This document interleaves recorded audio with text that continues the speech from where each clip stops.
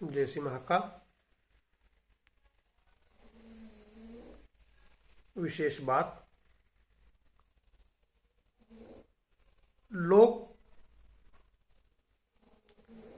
लोगों को कहने पर काफी चलने लगे हैं, खासकर पूजा पाठ पर। पूजा पाठ में हर प्रकार के लोग आते हैं, आपको अलग अलग प्रकार की पूजाएं बताएंगे। फिर आपको दूसरा कोई आएगा, वो आपको बोलेगा कि आपने यह गलती कर दी, आपको ऐसा करना चाहिए था, आपको यह करना चाहिए था, आप वहां पर गलती कर रहे हो, इससे आप दुख देख रहे हो। तो कृपया इन सब बातों से बचने के लिए एक कार्य आप करें।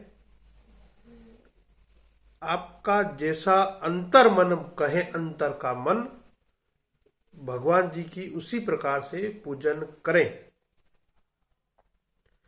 कोई भी बड़ा से बड़ा ज्ञानी आपको ज्ञान दे,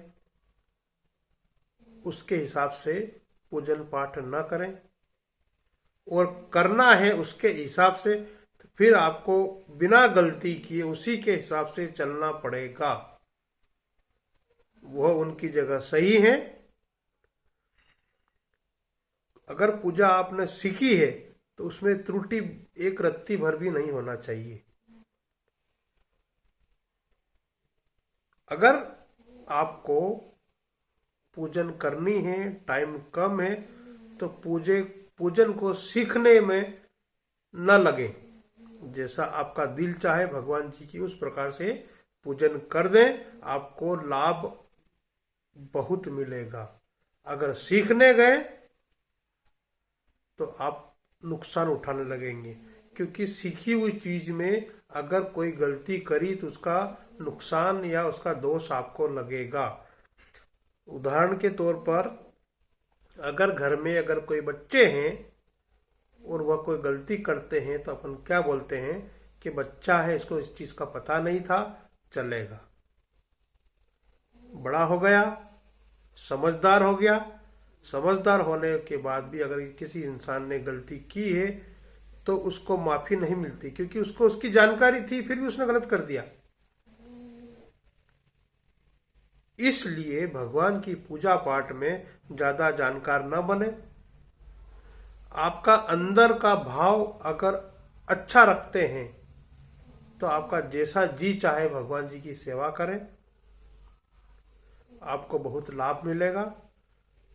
पूजा सीखना बुरी बात नहीं है। ज्ञानी लोग के पास बहुत सारी विद्या है पूजन करने की, वो उनकी जगह सही है। परंतु हम सारी चीजें गृहस्थ जीवन में नहीं कर सकते हैं।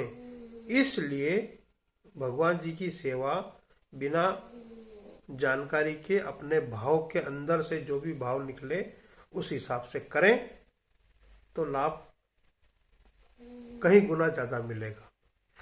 सीख कर करेंगे तो भी लाभ मिलेगा, परंतु उसमें एक शर्त हो जाएगी कि आपने जहां त्रुटि की, आपका भगवान जी हाथ पकड़ लेंगे, ये गलती हो गई आपसे।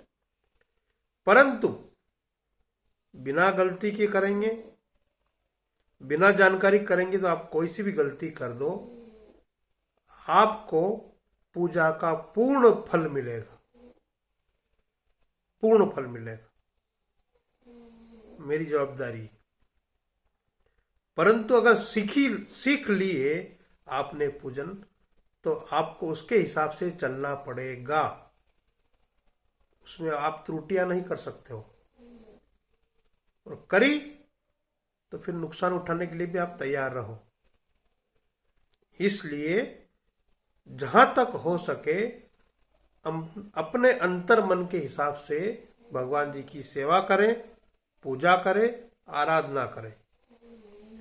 आप भगवान जी को फूल की जगह अगर धूल भी चढ़ा देंगे अज्ञान में, तो वो भी वह स्वीकार करेंगे। अगले वीडियो में एक छोटी सी कहानी है, इस बारे में मैं बताऊंगा। परंतु अगर भगवान जी को प्रसन्न करना है तो आप अपने अंतर मन से पूजन करें। जय श्री कृष्ण। जय श्री राम। आपको